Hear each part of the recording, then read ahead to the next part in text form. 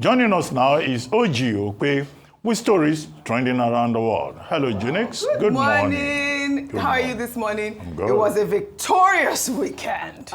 Hey, my girl. I can see you are representing. Yes, no, I was so happy. You were too happy. So I was happy. happy. Yes. I was with my children. We were enjoying ourselves watching the Super Eagles conquer. Now the undisputed Super Falcons conquer the undisputed queens of Africa. Good morning. Rufy on fire. How are you this morning?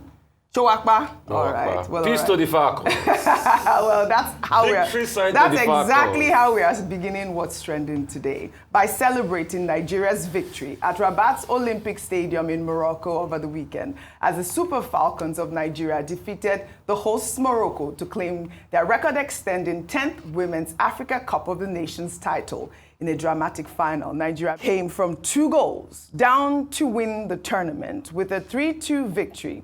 The hero of the match, Jennifer Echegini, scored the winning goal in the 88th minute, completing a stunning second-half turnaround and sealing Mission 10 for Nigeria. Okoronkwo against Mrichi. Okoronkwo sends her the wrong way. Nigeria right back in it. Still Okoronkwo with an opportunity for her second. Squares the ball. Nigeria are right back in it. Ijami-Lucy. We get another one. And again, Okoronkwo with the left foot. Floated up. Running onto it. They've got a third. Nigeria are about to pull off a massive turnaround. Okoronkwo's free kick. It's a go. It's a go. It's a go. It's a go. Oh, it's a go. This is a go. It's a go. It's a go. It's a go. I'm a legend in the making. I'm a champion.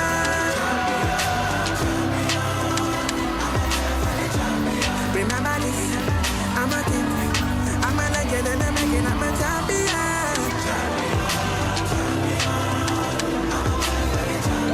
Remember this. A massive turnaround.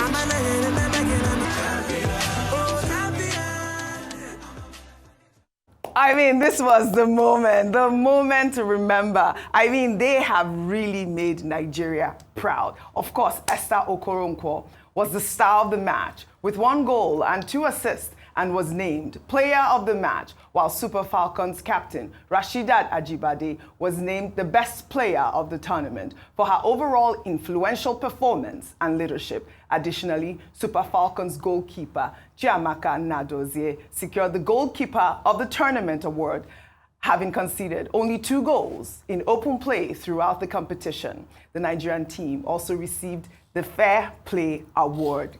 Phenomenal. Anyways, there was a trending tweet right after. Of course, you know our president Commander-in-Chief will not be disappointed. They did it. All right, let me read his tweet there. He wrote, "They chose to accept this mission. They understood the assignment. Our superior Super Falcons delivered in true Nigerian fashion. Never say never. They went. They saw. They have conquered again. 10-time champions of Africa. Mission X, Mission 10, complete." Meanwhile, President Bola Ahmed Tinubu, in a now viral video, promised that he would host the Super Falcons following their historic victory. In a video call with the team, the president again congratulated the Super Falcons on securing their record 10th continental title and expressed immense pride in their achievement, stating that they had lifted the nation's spirits. Let's take a look. Very proud of you. The entire nation is proud of you. You lifted our spirit and pride to the old generation, and we are all very, very happy. Thank you, sir. Thank you so much, sir, for the payment. We appreciate you, sir, and we're coming to give you the trophy when we get back, sir. Thank you. Good. I'm looking forward to that. Thank you.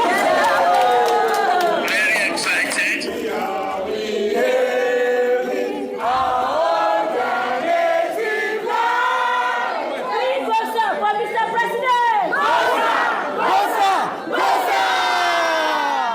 this was fantastic. I love that the team captain, Rasheedat Ajibade, thanked the president for approving the full payments of the players' allowances good, oh. and confirmed the team's eagerness to present him with the AFCON trophy in Abuja. Of course, I'm starting with your favorite Nigeria really quickly before I take this one. You know, I think we've said a lot already around this victory, how exciting it is, how inspiring it is, especially because there were reports that the Moroccan fans were using lasers on them at some point during the match. So just imagine being against so many odds stacked up against them. But this team itself is star-studded. You know, these women are women who are already doing well. Rufai already spoke about Michelle Alozie, who's a molecular biologist, I believe, and you know she's excelling in her career as that. You have Chiamaka Nnadozie, Ashley Plumtree, who could be playing for Malawi and the UK, respectively, England, respectively, but they're choosing Nigeria. So I think for us, we need to own this victory as much as we can. We need to milk this victory because this is the good news that a lot of us have been waiting for and a lot of us have been needing to hear in this moment from Nigeria because we need the inspiration for our young people, especially the young girls, that it may have been a man's world, but not anymore. We're coming. But of course, I would like to play off the First Lady of Nigeria, Senator Oluremi Tinubu, who has also celebrated the Super Falcons' historic victory.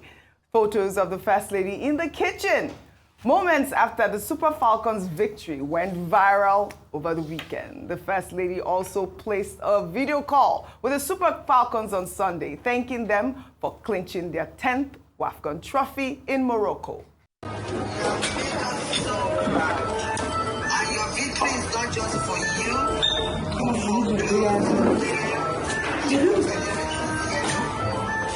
you've done also that hard work pays. You've shown the indomitable spirit of the Nigerian spirit. And you know the popular saying, Nigeria not the carry last. You know that Nigeria know they carry last. Of course, let me just take one reaction.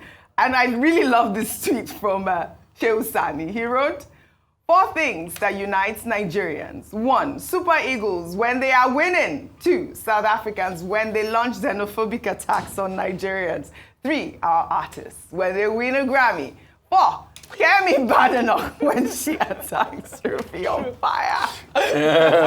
Go on. He's spot on. Yes. I mean, this is very emotional for me. I'm really excited. Rufai, you tearing up? Yeah, I mean, I've been an emotional wreck, you know. Okay. And I mean, it just shows the greatness of the country. And that's why I said, Oji, before, when people are now trying to divide us on the lines of politics, they shouldn't do it. I mean, nobody cared where these girls are from. All we know is that they are Nigerians. Yes. Nobody cares where Ashley Plumtree is from. Did you see that? To date, nobody can even tell me the state Ashley Plumtree is from in Nigeria. No need. No need for that. Yeah. But all we know is that they are Nigerians. They went out there to fight for this country. And that's why this country, we cannot give up on this country, because it's worth fighting for. Yeah. Because when you think it's all over for Nigeria, there's a way Nigeria comes back and it fights back. And it's that unusual spirit, that can do spirit, that never say die spirit. When you think, oh, it's all over, this country rallies back. And it's something in the people. It's something in the creed being a Nigerian, something that cannot be dominated, that cannot be quashed. Something that makes us stick, something that makes us turn our trials and tribulation into fun and comedy. Something that makes us excited about the possibility of tomorrow, even when we see hopelessness. Something that speaks forth in the deep genes of every Nigerian, that makes that Nigerian proud. From the east to the west, from the plateau to the Niger, that thing that keeps all of us going on, irrespective of our differences. And that's what makes us stick in this country. Fantastic. Because we know that we are not perfect, but we know we are whole. All right, Dr. Bate, And that's what makes us Nigeria. And that's what was exemplified here. I love that. Well done. If only our leaders would get this. A quick sum up. Okay, in addition to all the things I had said this morning with the Super Falcons, I think this should motivate Yes. government, either at the federal level or the national level, to continue to invest more in women's football. We have seen that women's football, either in Europe or now in Africa, provides great opportunities for young ladies. And there will be many young ladies out there in Nigeria and elsewhere who will be inspired by the kind of brilliance, by the kind of creativity that we have seen at this year's edition, at the 2024 WAFCON in Casablanca. And, whether the team is from Morocco or from South Africa or from Ghana, look at the quality of play, the tactical display, the confidence, and then the never say die spirit of the Nigerian team. It wasn't as if they found it easy. No. It wasn't easy playing the South Africans. It wasn't easy playing the Moroccans. But at the end of the day, as we say in sports, may the better team win. Another award that I think they should have given the Nigerian team has to do with the fairness, the sportsmanship that the Super Falcons demonstrated in their match against South Africa. Gabriela Salgado of the Banyana, was injured. She had to be rushed to the hospital. Do you know that the following day, the entire Super Falcons team went to see her at the hospital, at the Mohammed VI University Hospital, to show solidarity, and the NFF also wrote her. So it's not about rivalry, it's about good spirit. And I think that sportsmanship, that, good spirit, that was demonstrated is something, again, that the Super Falcons and their managers should be commended for. Well said, well said. I want to re-echo First Lady of Nigeria's comments again. Nigeria, they carry last. Well, all right. Added $1 million to our GDP. $1 million to our GDP. That's what the Super Falcons are going to share. Well done. Well, all right. We'll take another story now. Former Governor of Rivers State and Minister of the Federal Capital Territory, Nyesom Wike, was honored over the weekend with a Doctor of Science degree from the University of Port Harcourt. Wike, who is an alumnus of Uniport, was recognized for his significant contributions to public service, urban development, and infrastructural transformation. A video featuring the minister joyfully dancing and celebrating the honor has gone viral. Let's take a look.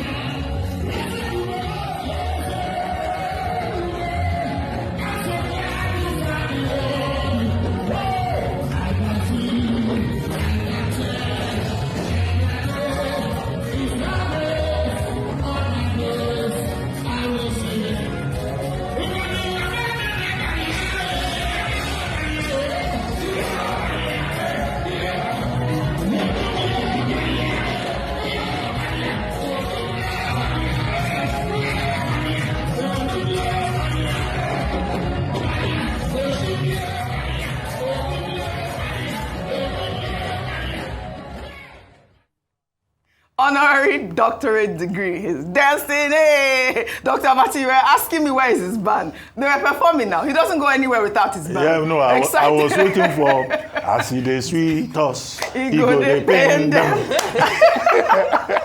But in any case, I think a minor error there. Yeah. He didn't attend Uniport. Yeah. I think he attended River State University of Science and Technology. Everywhere it says Uniport. However, he's been honored. It's a good thing. He has every reason to be happy, having been recognized for whatever he's been able to do. However, there are people who also hold the view that these doctoral honors, are given to just about anybody, who can support the university. And I think that these universities, I'm not talking about Uniport, just generally, just need to, ensure standards, and not just that, you give honorary awards to either politicians or people who occupy government positions. The third point is that everyone that gets a degree, either DSc, D.Lit, should know that it's called honoris causa. It's a honorary thing. So one of the problems you have in Nigeria is that when somebody gets a degree honoris causa, they go about calling themselves doctor. No, in Ghana, yes, the Ghanaian authorities had to issue a statement to say that, look, if you have DSC, DBA, D-Lit, whatever honoris causa, don't go about calling yourself doctor, so. Because a PhD is earned. So don't just say because you have a ceremonial certificate, which of course says you are a prominent member of society, you are making a contribution, but don't go about saying I'm doctor this, doctor that. That's very ridiculous. All right. Within the academy. I like that. We know we've been trying to take. Wike attended Uniport for first degree political science. It's everywhere. Yes. Studying law. Yes, correct. But I saw. I'd always thought he attended River State. He's an alumnus. Thanks for that. Of Uniport? Yes, Dr. Abati, that's the story out there. Well, all right. I mean, this was fun to watch. Do you want to say something and I'll quickly take this other story? For Dr. Wike? Yes, Dr. Wike. No, let me talk something You want to leave violence for Dr. Dr. Wike has danced now. He has danced now. Vimba, you want to say something? Yes. See how far you've brought me. Are we serious people here? Truly, see how far. That's the song he was dancing to. Dr. Wike. See how far he has. But I mean, Dr. Abati has really with hit the nail on the all You this can't Dr. be Abati celebrating. Talking, intellectual. You are too serious for my liking sometimes, Dr. Abati. Please, as from today, yes, I must have to mandate you. Yes. You must call him Dr. Nyesom Wike. Failure to do so, yes, there will be consequences. All right, Dr. Rufai. You know that you're a doctor too. Dr. Rufai. I don't come on. Well, all right. Dr. Nyesom Wike. In fact, I will send message. It will be part of editorial notes. Well, all right. As policymakers. All right. Well said, guys. We'll take another story now. Veteran entertainer and activist Charly Boy has publicly criticized the Bariga Local Council Development Area in Lagos State for renaming the Charly Boy bus stop after popular rapper Olamide. The Bariga LCDA, as part of a broader initiative to honor notable individuals, renamed several streets and landmarks, including changing Charly Boy bus stop to Bado bus stop after Olamide's nickname, eliciting a flurry of reactions. Let's take a look. Ilaje Road will now be called King Sunny Ade Road. Ajidagon Street will now be called Olamide Adedeji Bado Street. That means that Charly Boy bus stop will now be changed to Bado bus stop. No more Charly Boy. No more Charly Boy. Why the need for I don't know. No more Charly Boy. You will know the kind of mindset behind this is it. But you know that Charly Boy will respond now. He did now, of course, on X. Charly Boy, in a post on X, stated that renaming the bus stop was a deliberate attempt to erase his decades of activism and social defiance. He stated that the bus stop earned its name organically from the people due to his consistent fight for them, not through political patronage. He also emphasized that while physical signs can be changed, his legacy, which he says is carved into the history of Nigeria and etched into the minds of those who still dare to question authority, cannot be erased. Of course, the renaming of the streets and landmarks in Lagos has sparked mixed reactions, including from activist Omoyele Sowore, who described it as a politically and ethnically motivated vendetta by the APC government. Sowore characterized the renaming of the Charly Boy bus stop as cynical and spiteful, describing it as an attempt to rewrite history and silent dissent while discrediting opposing voices. The activist made these comments in a social media post, adding that the actions were vindictive, haphazard, and laced with ethnic undertones aimed at targeting specific ethnic groups, punishing political opponents, and erasing legacy. Also, human rights lawyer and senior advocate of Nigeria, Femi Falana, condemned the trend of renaming streets and bus stops in Lagos State, deeming it unconstitutional, illegal, and authoritarian. Falana emphasized that the power to name roads, streets, and houses lies exclusively with local government councils, as stipulated in the 4th schedule of the 1999 Constitution. He criticized the renaming of Charlie Boy Bus Stop to Bado Bus Stop, arguing that the original name was organically given by local communities due to Charlie Boy's societal contributions. Renaming it without community consultation, he stated, was disrespectful and, of course, like he highlighted, authoritarian. Go ahead, Rufi on fire. Yes, so I have a lot to say because I had to do some digging. At first, and you see, that's why I keep saying we should not divide this country. This country is beautiful and blessed. Why was it that it was after the skirmishes that happened after the political season in the last elections in Lagos, all of this started? Because it's not only in this Bariga area. There was another one too in another local government in Lagos that a lot of names were changed. Secondly, I dug deep, Oji. That place used to be called Second Pedro. There was no official naming that made the place Charlie Boy in the first place. So you remove him in a name that was not official shows spite. There was no official naming. How did that place come about? I dug deep. I even called Charlie Boy in this matter. And by the way, he's done another skit where he responded to them. Maybe you play that skit. And he said, because I wanted to get all the empirical facts, he said he moves there in 1989, just before his prominent 1990 album dropped. Yeah. But he did a lot for the people there. He said on his last count, because he used to do endorsement for motorcycle companies and the likes, he said they had given over 2,500 motorcycles to Okada riders and people around there as a form of empowerment. He said there were many people that they paid their school fees there. In fact, he said that some people even opted to change their name to Oputa. Many scholarship schemes, and he helped the area. He was a tenant in that area. He didn't own a house there. Although on the flip side, some people have now started bringing another allegation that he didn't pay rent when he was there and all of that. But he said he did all of this because of the joy and passion. He said how he put Bagada on the map. You know, he had one of the most watched shows on Nigerian television. A lot of people don't know that Charlie Boy is one of the godfather of Nigerian TV. His Charlie Boy show on TV was highly revered in the 90s. And it was syndicated all over the country. Many TV stations. And he would do his candid camera on the streets around Bagada. So it is sad that this is happening at this point in time. We are supposed to be uniting people. Yes, this is it. Not dividing them. In fact, even Dr. Bani SEN made a very strong point around this, that we cannot go on this way. Falcon had made this strong point. Guess what the people that renamed it, they even got DJ on the street to be telling people that you must call it Bado Bus Stop. For what? It will take a while. We can't build a society this way.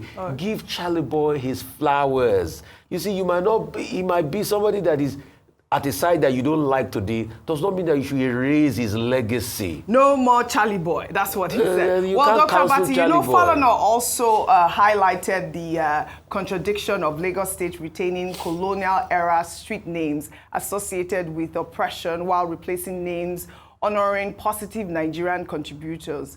He called for an end to arbitrary renamings, urging local government legislative arms to institutionalize public hearings and legal processes for such decisions. I mean, talking about the fact that we still have pre-colonial era names on our streets, and they're worried about renaming Charlie Boy Bus Stop. Okay, let me first talk about some of those historical routes. There are some routes on the island that are named after, colonial figures. Correct. Now, over time, the Lagos State local government areas, they've changed most of those names. But the lesson from it is that some of those roads, some people are used to the old names. They have refused to switch. I think one example will be Kingsway Road. There are people who still call it Kingsway Road. They have refused to accept that it's now Rewane Road, Alfred Rewane Road. So that's why, the community's memory is important. And the thing about naming is that generally in Africa, there's something called naming and naming systems. We give names for a purpose. And so when you change names, you wipe out history. You wipe out part of the people's memory process, or what we call remembering process, in the literature. That's number one. And Mr. Falana says, well, the community should have been consulted. So even if we change the names, the people will remember. The third point that Mr. Falana made is about the constitutionality of it. In 2002, this was an issue when the Lagos State government, under the leadership of the present president, Asiwaju Bola Ahmed Tinubu, decided to create 30 SCDAs, or is it 37? 37 SCDAs. And the matter went all the way to the Supreme Court. And the Supreme Court ruled that, okay, states can create SCDAs, but what is recognized for Lagos in the Constitution is 20 local governments. Yes. You can collect money for your 20 local councils and go and share whatever you call the additional distance, but you will not take more than what is in the Constitution. Yes. And that has been the situation. They have these SCDAs. And Falano SAM's point is that the local governments in Nigeria are listed, they are recognized in the first schedule of the Constitution. And those local governments, they are 774. Those additional LCDAs in Lagos, they are not listed. And to that extent, you know, he says it is not constitutional. Now, the other issue here is that is the point made by Monday Ubani SAN and also by Showore, that Lagos is not meant for Yoruba people alone.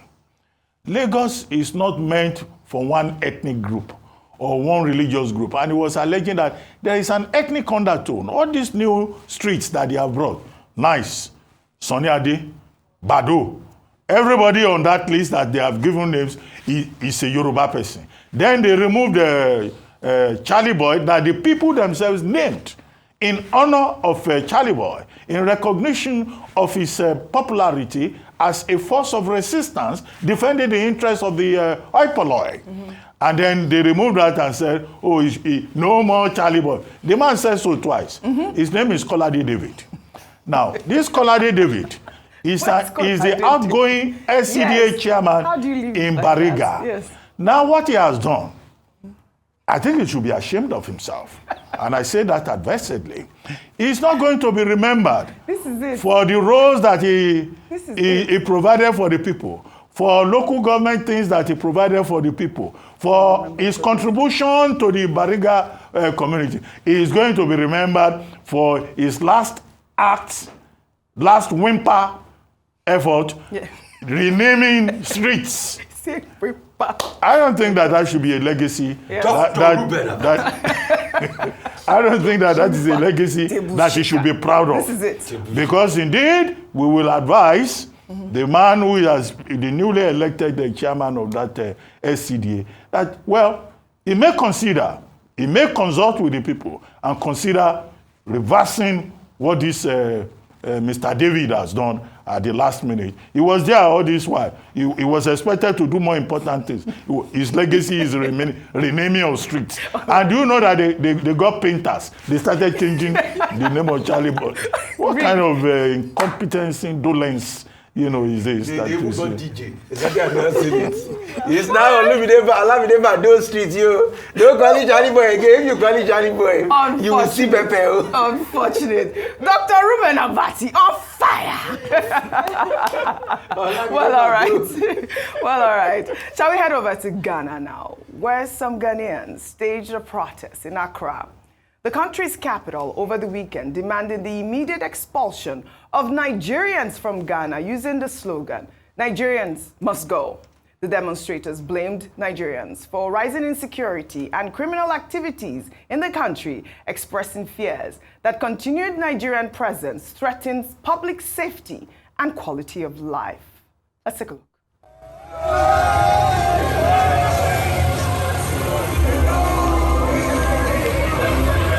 We want Nigerians to go back to their country. Ghana is for us. Ghana is not for any foreigner. No Igbo man can come to this country and intimidate us. This country belongs to us. President Mahama, you came for Ghanaians. You said Ghana first. You said you came for the youth. Please take action now. Thank you. Your country. We love our small Ghana. We don't need you, Nigerian people. You are wicked. Go, go, go. We don't need you, man. Nigeria must go, go. We are begging you guys. There is a lot going on in Ghana. We've kept quiet for so long, and it is time we have a review. This was quite strange to watch him by. The protesters also questioned, heavy Nigerian presence in Ghana despite ECOWAS agreements and called for urgent action to restore safety. The protest followed earlier calls for a Nigeria Must Go demonstration in Ghana planned for July 19th. However, the protest had been cancelled due to a lack of police support. There was also controversy surrounding the installation of Eze Chukwudi Ihenetu as the Eze Ndi Igbo Ghana, meaning the king of Igbo people in Ghana, which sparked intense public debate across Ghana. The controversy intensified when images and videos of Eze Ihenetu's lavish palace in Accra, adorned with regal emblems, circulated online. This development raised questions about sovereignty, cultural identity, and boundaries of foreign community leadership within the country. In response to the uproar, the Southeast Council of Traditional Rulers reportedly moved to abolish the use of Eze Ndi Igbo title by Igbo leaders residing outside Igbo land.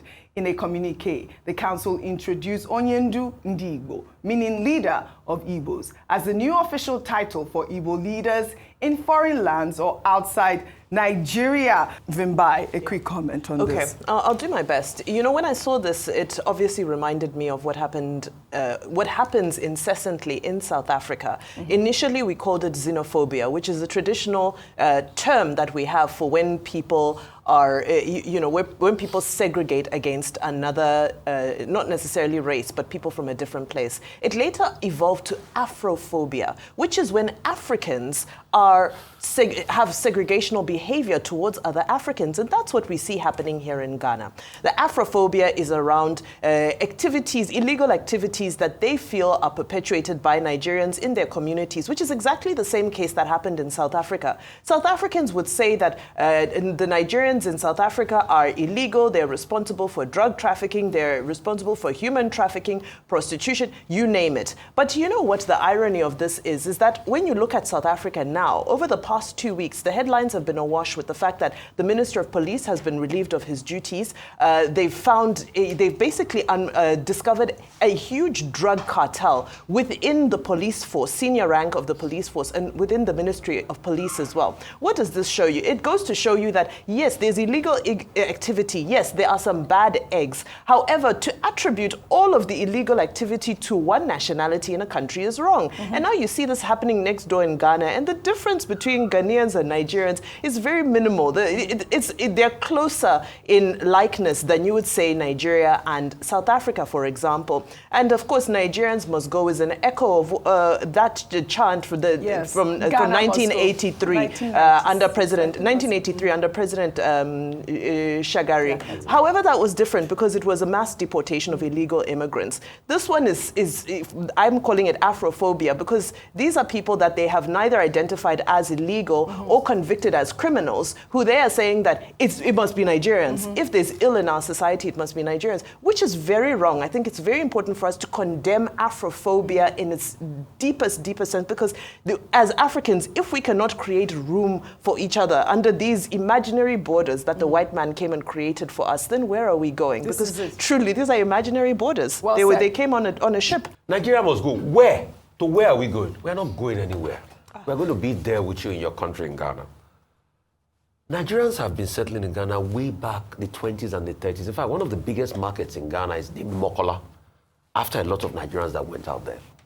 All of this started as a political gimmick in the 60s when Kofi Bosia had this Ordinance Act to remove illegal migrants. A lot of Nigerians were removed. In 83, Nigerians still had a lot of problems with the economy. We blame illegal migrants. So we pushed Ghanaians out. But does this settle the matter? No. Ralph Waldo Emerson said, what lies before us and what lies behind us are tiny matters compared to what lies within us. A lot lies within us, Nigerians and Ghana. Where are we going to push ourselves? Famous Ghanaian journalist Komla Dumo lived and grew up in Nigeria at some point. The current Nigerian president, Ghanaian president, lives around Kwara State in Nigeria. All right. The same too can be said for many Nigerians out there in Ghana.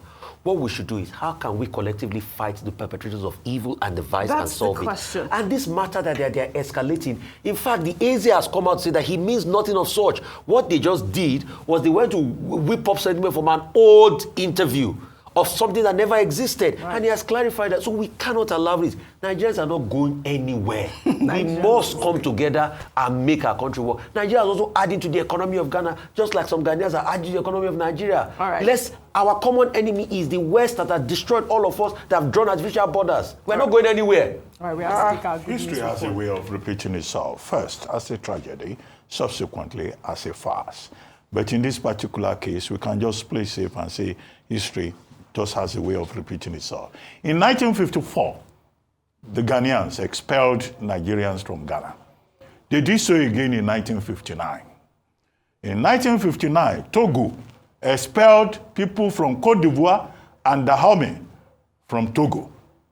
That culture of intolerance among people we know as West Africans. In 1975, ECOWAS was established, was founded. Now, the part of the idea of ECOWAS is to allow the free movement of goods and services. But this has not really happened in the real sense of it, because that ideal has not really percolated to the people. In 1983, under Shehu Shagari, president at the time, there were people who were called illegal aliens. And Ghanaians were asked to leave Nigeria. Many Nigerians, Ghanaians have come here to benefit from the oil boom in Nigeria. At the time, they had economic crisis in Ghana. So that was the origin of the word Ghana must go. Yes. Now they are saying Nigeria must go. So there's still a lot to be done in terms of integration and togetherness, and to realize the dreams of the founding father of ECOWAS. Well said, Dr. Abati. We'll take our good news report now, highlighting Fidelity Bank as it rolled out its 2025 SME Empowerment Program, aiming to equip 100 growth-ready small and medium enterprises with POS systems and comprehensive business support tools, all free of charge. Additionally, it launched its Sweeter initiative, donating 1,000 solar-powered school bags to primary school pupils.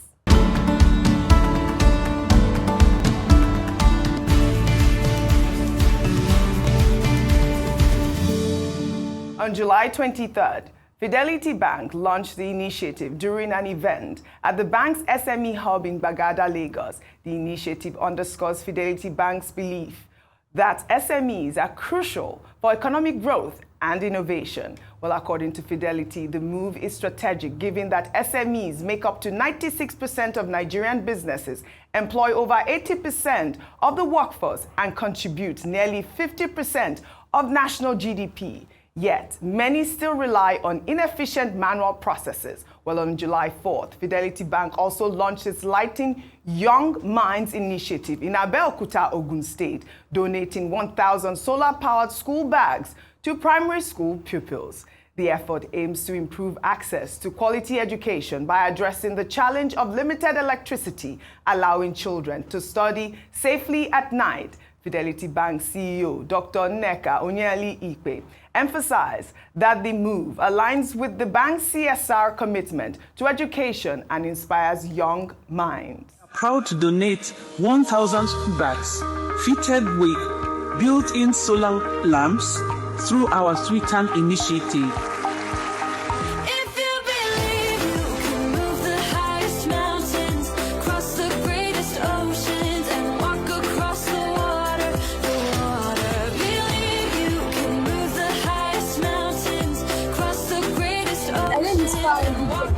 For Muslim model scholar, and I am here to thank the Fidelity Bank for giving me this solar bag. Thank you so much for the bank. Thank you, because from the sky to the deep blue sea.